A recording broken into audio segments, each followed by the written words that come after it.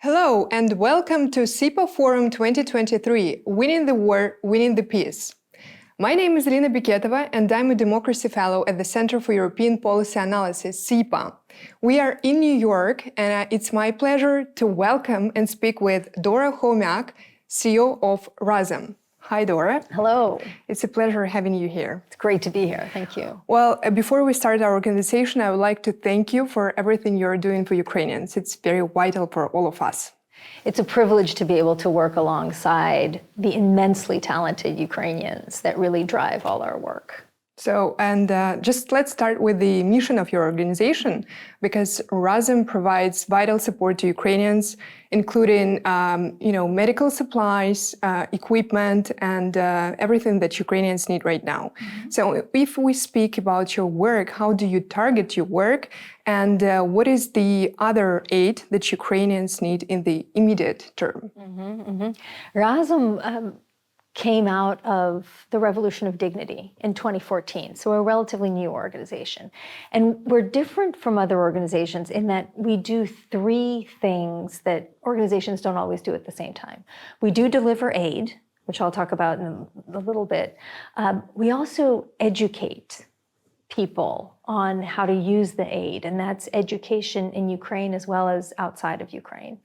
And perhaps what sets us apart is we also do advocacy. So we have an active advocacy team focused on Washington, D.C. right now and the people who elect it. But by delivering aid, by delivering education, by delivering advocacy, we do all these things. We have always been focused on Ukraine, but since we came out of Maidan, since we came out of the Revolution of Dignity, we've always had this side-by-side approach. So we don't deliver information or aid in one direction or another, very much in the spirit of the Revolution of Dignity. It's everyone's a drop in the ocean. Do what you can, be concrete, get it done, collaborate with who you need to, move on to the next thing. And that's really been guiding our work since 2014. In 2022, with the full-scale invasion, we accelerated our work considerably, and the number of people who were involved just grew exponentially. Starting with just only 4,000 donors initially, we now have over 200,000 people really on our team for whom we're immensely grateful because they enable a lot of the work to be done. So we are delivering tactical medicine to the first responders on the front lines, communications equipment, vehicles.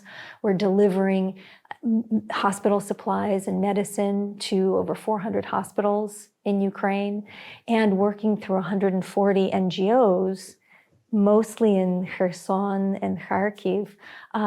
We're delivering basic supplies to the civilian population and helping people who've been in recently occupied zones get back on their feet. Our approach in all of that is go Ukrainian. So we try and procure as much as we can from manufacturers in Ukraine. So we're simultaneously strengthening the economy and building the fabric of the civil society. Well, and thank you so much for doing everything that you're doing.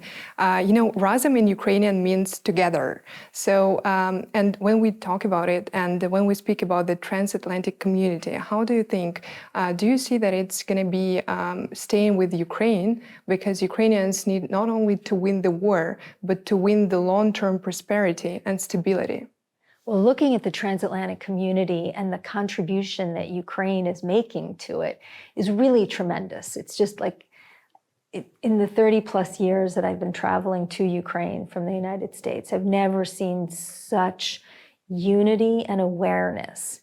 And this is again, collaboration where people in Ukraine have a lot to contribute, to be part of the solution, to strengthen the transatlantic dialogue. And as we all find ways to work more effectively together and support international systems and rule of law and predictability and civil society and all these things that you and I are enjoying right now just by virtue of being able to have a conversation and know that fairly certain there isn't going to be an air raid alert or the lights aren't going to go out. We're able to do this because we've signed on to this fundamental principle of rule of law and human rights and so forth. And so I think Ukraine has contributed a lot and is continuing to contribute. And I think as more and more people start to understand Ukraine as part of the solution and the innovation and creativity that it brings to the table, I do think the transatlantic community will remain, Razom will remain together in developing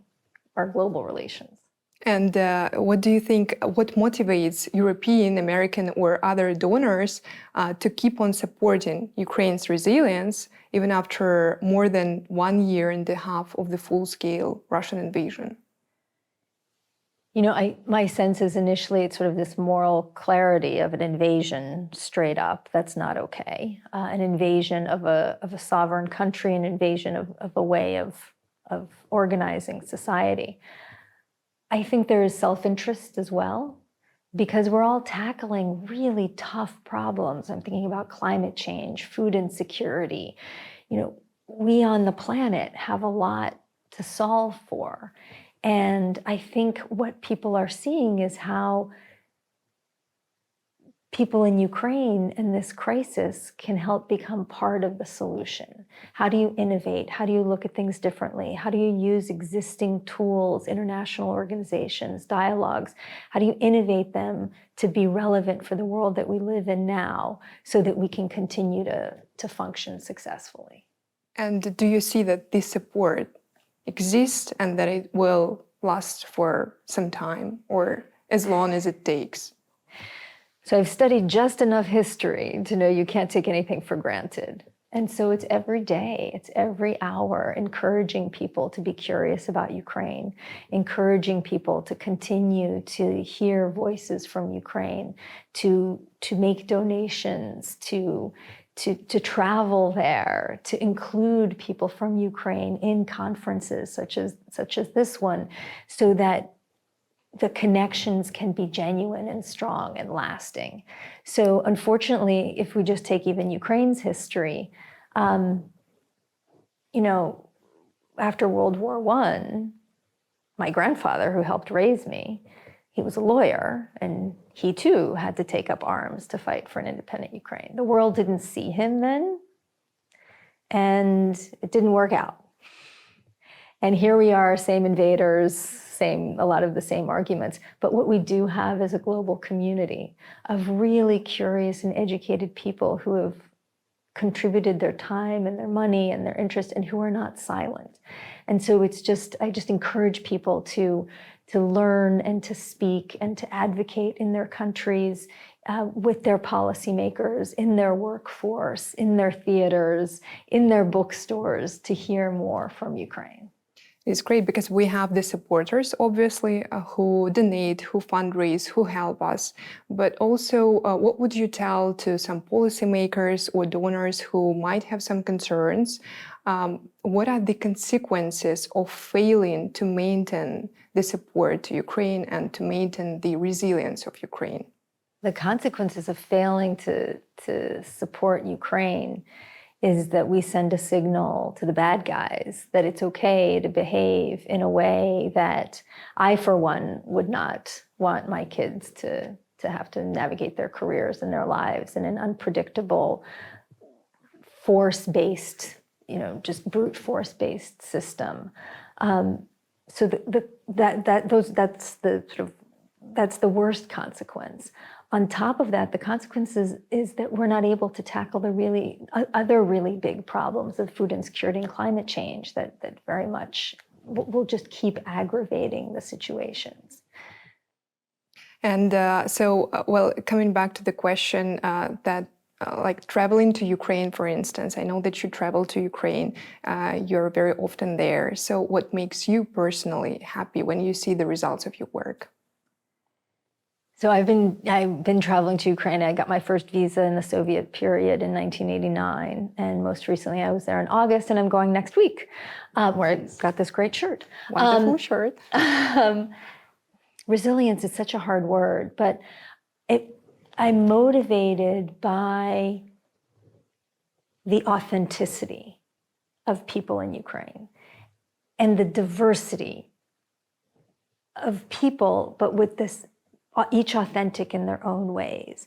And what I've seen over the past 18 months is a shift in a real, even more sense of place and knowing sort of where where did I come from and where am I going and what do I want to do? And there's this clarity in Ukraine right now, like an astringent, like a witch hazel, astringent clarity that like, I am choosing, I know who I am and I have a right to be here.